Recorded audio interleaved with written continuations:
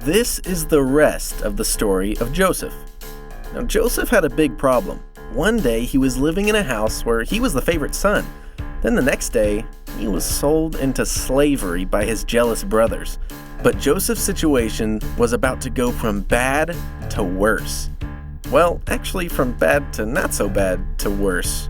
The slave traders took Joseph to Egypt, where he was sold to a man by the name of Potiphar. In Potiphar's house, Joseph started off as a normal slave. But Joseph was such a good worker that Potiphar soon put Joseph in charge of his entire house. So, even though he was a slave, things were starting to look up. And then she came along. One day when Potiphar wasn't around, his wife tried to get Joseph to do things with her that were wrong. But Joseph refused, and this made Potiphar's wife mad. Like, really mad. So mad that she got him thrown into prison. First the pit, now this? Joseph's getting thrown into a lot of things. But even in jail, God took care of Joseph. Soon the guards saw the same thing in him that Potiphar did, and they put Joseph in charge of the whole jail. So if Joseph was in jail, and he was put in charge of the jail, why didn't he let himself out of jail? Anyway, when he was in jail, two of Joseph's friends had dreams that they told him about. Remember how Joseph can interpret dreams? Well, that's what he did for his friends.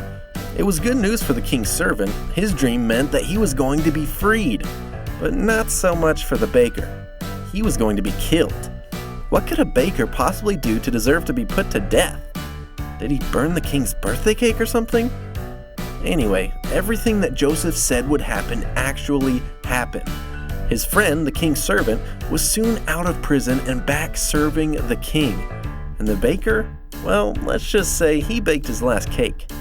Then one day, Pharaoh, the king of Egypt, started having some strange dreams himself. In the dream, there were 7 big, fat, healthy cows and 7 skinny, sickly cows. The 7 skinny cows ate the 7 fat cows. Why is everyone having such weird dreams?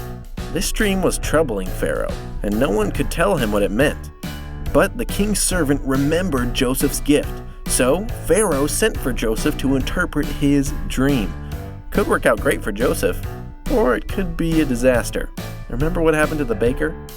But God was with Joseph, and he showed him what the Pharaoh's dream meant. The 7 fat cows represented 7 years of really good crops. But after that, there was going to be 7 years of famine, where food was really hard to find. Pharaoh was so impressed with Joseph that he put Joseph in charge of all of the food in Egypt. And Joseph came up with a plan so that everyone could have enough food for the coming famine. Then, one day, Joseph's brothers showed up in Egypt to ask for help. They were going through a famine too, and they needed food to survive. Joseph recognized them right away, but they did not recognize him. When Joseph saw his brothers bowing down before him, he knew that he finally had a chance to get revenge on the very people who sold him as a slave. But instead, Joseph forgave his brothers. He invited them all to come live with him in Egypt.